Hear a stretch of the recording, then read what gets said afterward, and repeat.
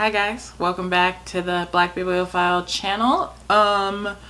This is the long-awaited video or sequel to my Rendezvous with Rama video, which you can find here. I'll leave a little thingy up here in the...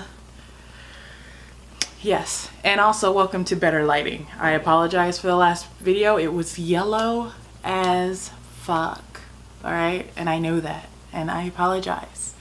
So, let's get down to the nitty-gritty. I know what you're thinking, and yes, this video, this part of this section of the video is being shot later in the day. I forgot to do what we always do on this channel, and that is read the back of the book.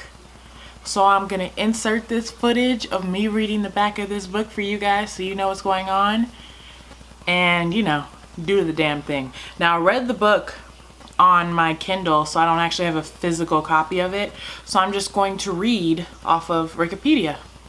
So here we go. 70 years after the events of Rendezvous with Rama, a second Raman vessel enters the solar system. Its arrival is expected, and an expedition is sent to unlock more of Rama's mysteries. But the crew are unprepared both for what they find and for the conflicts that arise between them. Rama II brings new characters into a new story and is mostly unrelated to the original. Largely, it serves to set up its own sequels. So there you go. I feel like if I read more, it is Wikipedia. It will ruin the book. So let's get back to the original video where I have lipstick on and it is not nighttime. So yeah. Back to the video. We'll be talking about the sequel to Rendezvous with Rama, Rama II. It's written by Arthur C. Clarke and Gentry Lee, and this is a departure from the first book. The first book was singularly was completely written by Arthur C. Clarke. And that story was more focused on the Raman ship, and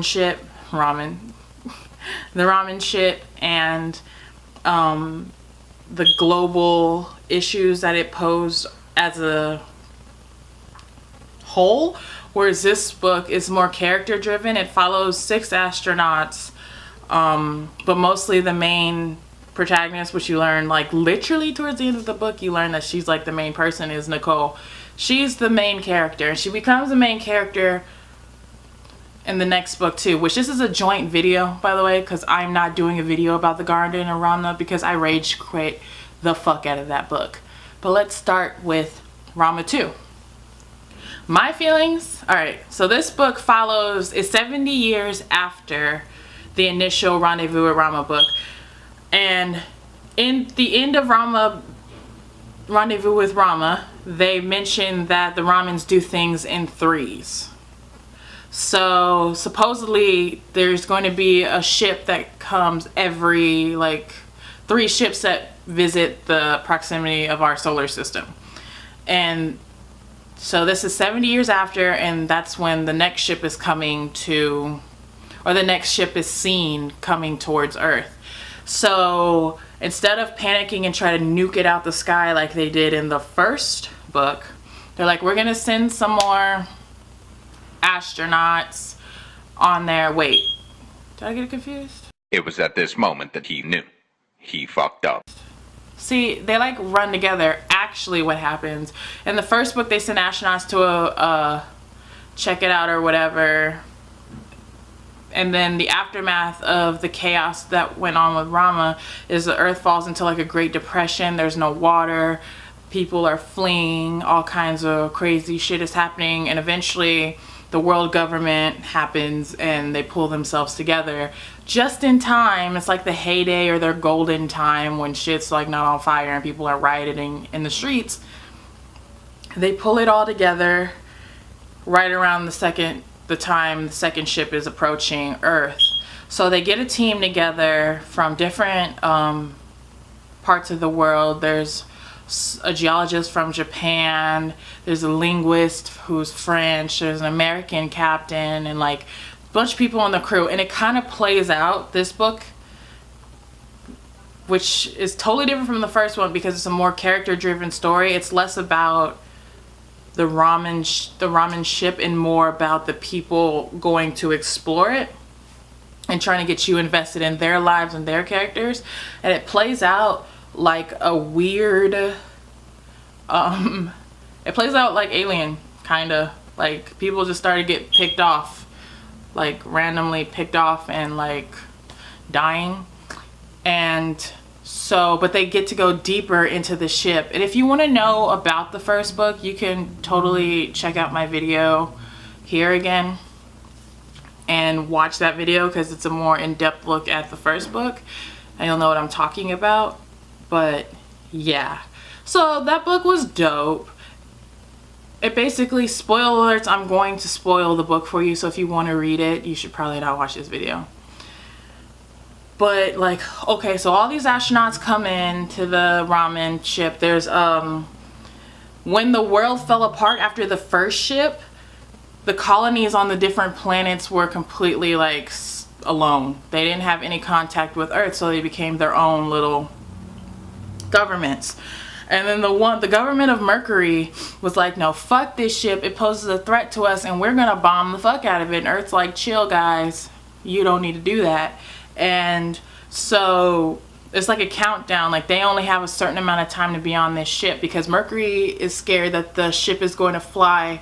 The ship is approaching Mercury before it approaches Earth. So they're like, nah, if something goes down, we're gonna get fucked and you guys don't have to worry about it, so we're not gonna listen to you. Get your astronauts out of there or we're gonna blow this bitch. So the astronauts are like, oh shit, like people have already died, there's dissension on the ship, people are trying to get a good story to be like people who discovered what is the ramen ship, why is it coming. Like it's a weird personal thing, right? So it's not a personal thing. Like one of the people on the ships is like a reporter. She's like gaming the whole system, trying to get all the info she can so she can use this discovery and take credit for it and, you know, live and be rich and all that bullshit, where everybody else is just trying to live to you know, do this for science. So she's fucking shit up. She already killed like 3 people who were like not against who were against what she was doing. Like they caught on to her little bullshit and they were like, cool, we don't like what you're doing, and then she fucking killed them. But that's neither here nor there. What it is though, so Mercury's like, we gonna blow this shit up. Everybody's like, we out. The girl sabotages the ship, takes the escape pod back to Earth. So now they're all stuck on there. The last 3 astronauts are stuck on the ramen ship. And then one of the astronauts who was on the ship deflected the bombs or dismantled the bombs. Like he literally like freaking wrote it, like, what is that movie called? I'll put it here. It's like that movie. And he diffused the bomb, so it kind of just went dink and then flew away off the ramen ship. So the ship dinked off the side and the Rama vessel continued its chart back to wherever the hell it came from with the 3 astronauts on it. So they were stuck on that ship, and come to find out, the relationship, Nicole fell in love with one of the astronauts. One of the astronauts or scientists who was the engineer. She fell in love with him. I think his name was Patrick. I will Google that real quick. I think it was Patrick. Richard Wakefield. And her name was Nicole. So Nicole fell in love with Richard, who is the engineer on the ship, and he creates little robots and all that cool shit. And they fell in love, and you know, they had sex, they were stranded, and they're like, we gonna live here forever. and then they ended up having sex, and then she got pregnant, which was crazy because she's like, she had a grown daughter elsewhere on Earth, and she was like not about it. She was like, she didn't expect to become pregnant. So, and then it ended like it was Richard Wakefield, Nicole, and Michael O'Toole, who's like a really Catholic guy. All three of them were stuck on this ship that is floating away towards wherever it came from. And then the book ended.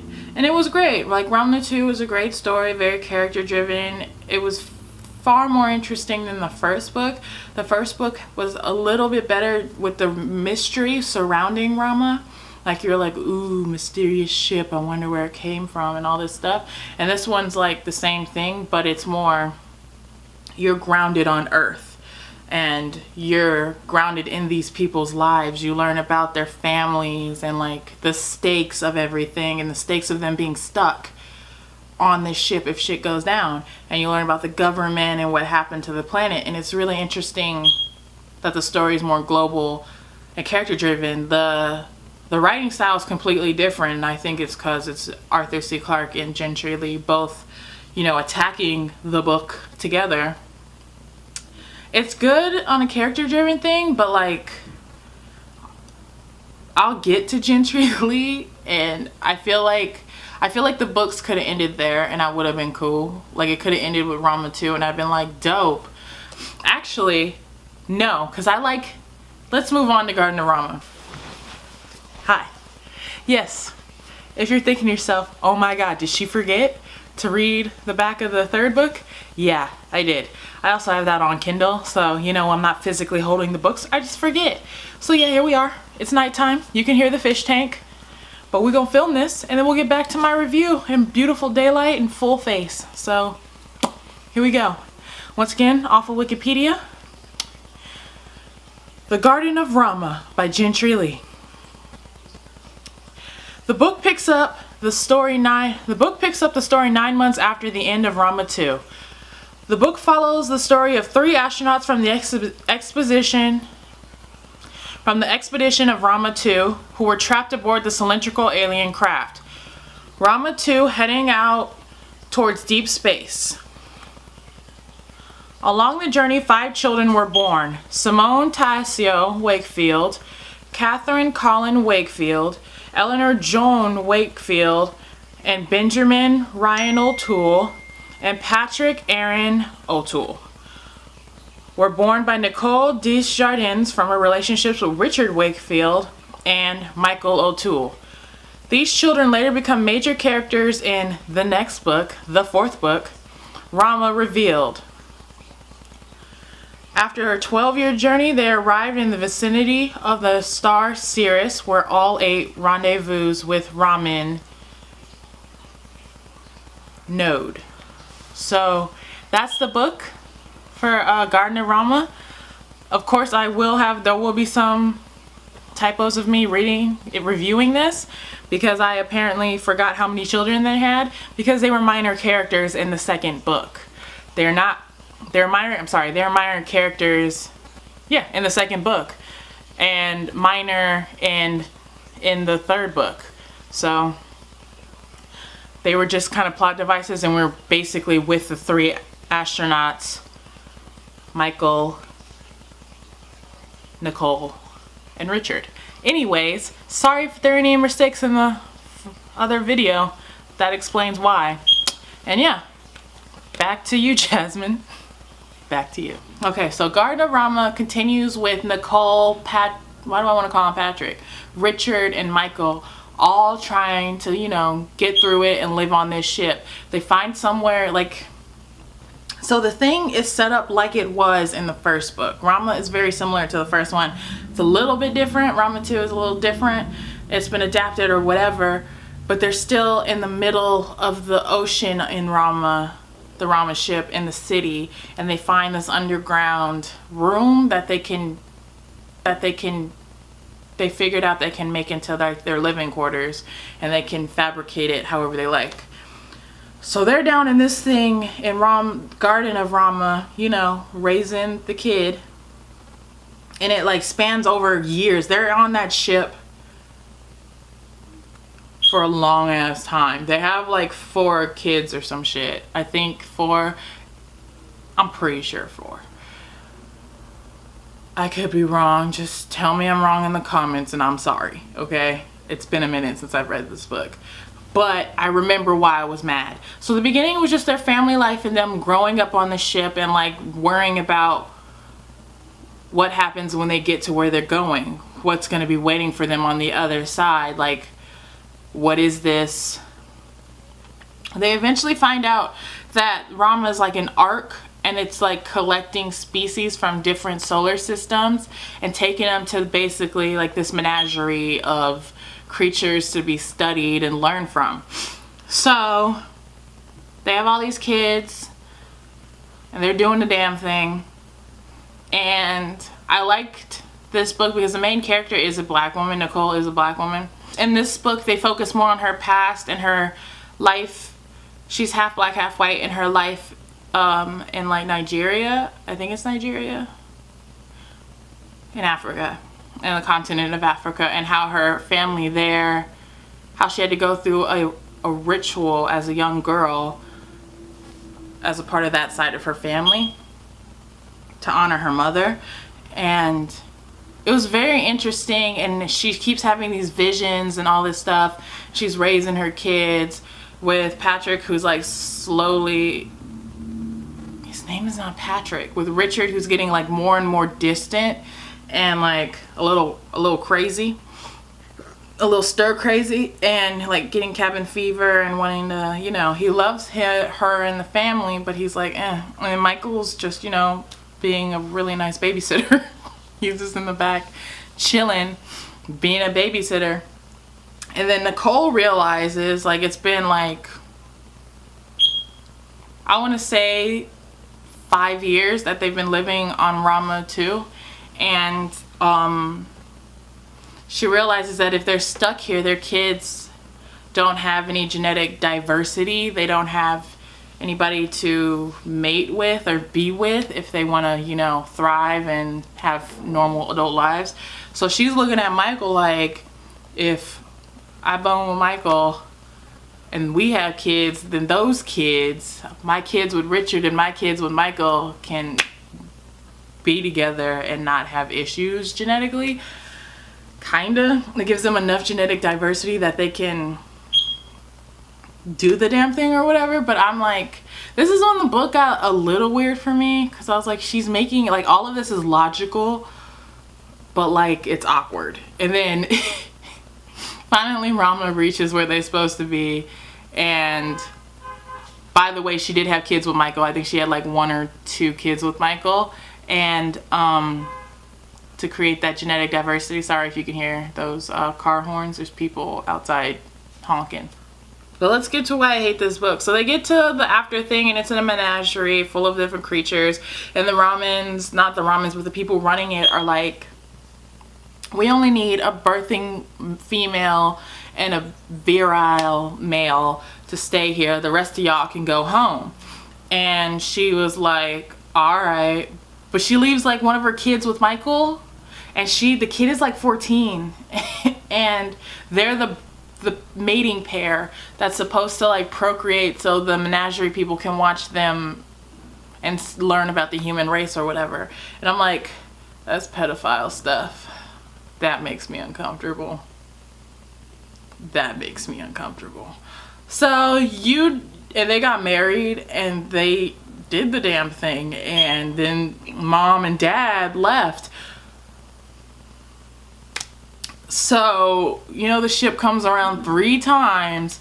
So, Nicole and Richard and like 2 of their kids get on the boat, get on Rama II and go. And then they cut. Like, this is like the center of the book. This is where I stopped reading. And Earth has changed because, you know, interstellar travel and, you know, millions of years have passed and all this good shit, right?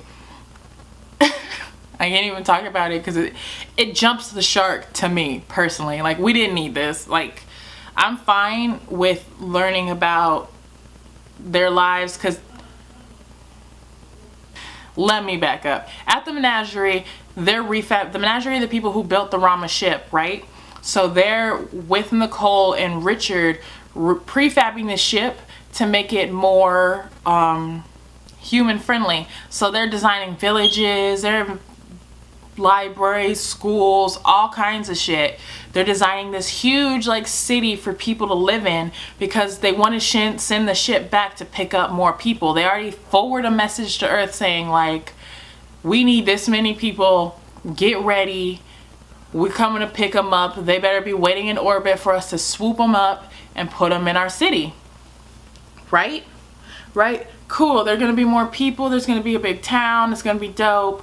Whatever. And I was like, okay, I feel this. So they send Richard and Nicole to be like shepherds or ambassadors, to be like, oh, this is cool. Nothing weird's going to happen. We're all just going to live happily in Rama II and then head back to like the menagerie or whatever. So cut to Earth getting this message, and they're like, we'll just give them like our whole prison population. That sounds dope, right? Full of like rapists and thieves and all kinds of nonsense. And we'll send all that nonsense for you guys to see. For you guys to live on the ship. We're not going to give you our best scientists and our best tests, which they do. They gather up like a scientist and this and that and this. Like they get the real people that they want to send. And then half the ship is just like, here's some prisoners we've got. So it's like, oh, we've got a couple scientists and linguists and all these dope people to help you build your city and build a new society on this ship. Real architects and nice people. And like hard workers and farmers and all this good shit, right? And then they're like, also we're gonna send you our rapists and everything else because we don't want them. Fuck it. Whatever. If they die, they die. They don't even believe that Nicole's coming back, because that would make her like 300 years old or some shit. And they're like, this is some weird hologram they built to trick us into thinking that it's her. So they do this. And this is when I just stopped reading, because I was like, there's like a real kingpin on the ship, and I just don't want to read. All of a sudden it goes from this weird sci-fi like family town utopia bullshit to like Mad Max on a fucking on a spaceship. I wasn't here for it, so I stopped. I was getting hella annoyed, and so I stopped reading it. I rage quit. Like I tried, and the further I got in, the more I got annoyed. And then I just read the plot online, and I knew after I read what was going to happen, I was like, no thank you. And I blame Gentry Lee on that one, because it takes away from what the book started off as, which is about this ship and the mystery and the aliens behind it and what it means and why it is. And we learn about what the ship is. We learn about why it was sent out and all that stuff. And now you're just adding extra shit instead of making it like an interpersonal like struggle of how to build a town on a weird spaceship headed to like another galaxy. You decided to make this Mad Max on a ship, and I don't want to read it. Like, I know it's still probably about building a town and like anarchy and all that nonsense, but with how like the world is now, I'm cool.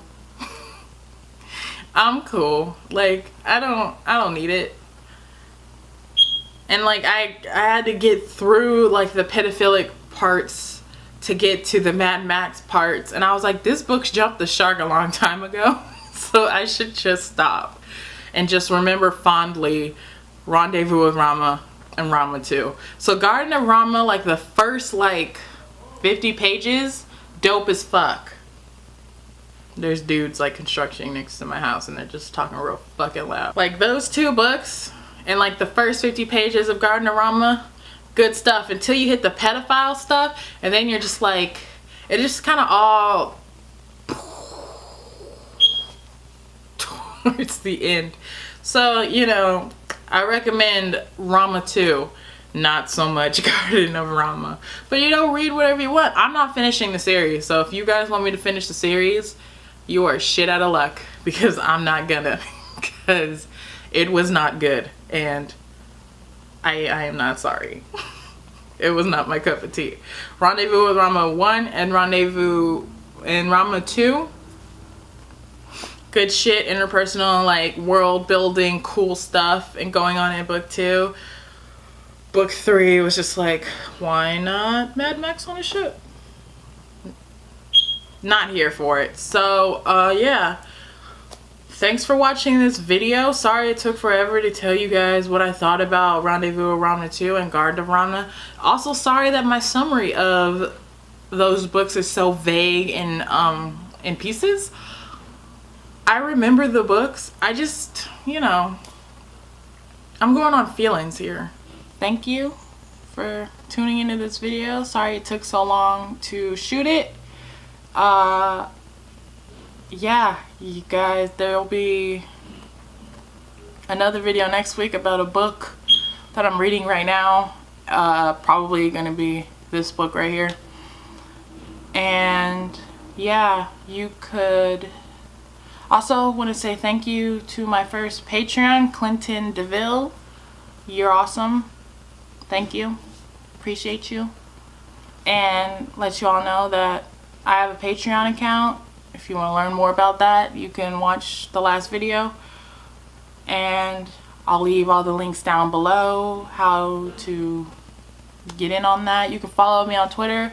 Any questions or thoughts or whatever, you can leave it down in the comments. If you have any requests on what you would like me to read, or you just think my opinion on all these books are dumb, which I get a lot of that, you can leave that down in the comments too. I'm down to read it. And yeah, see you guys next week.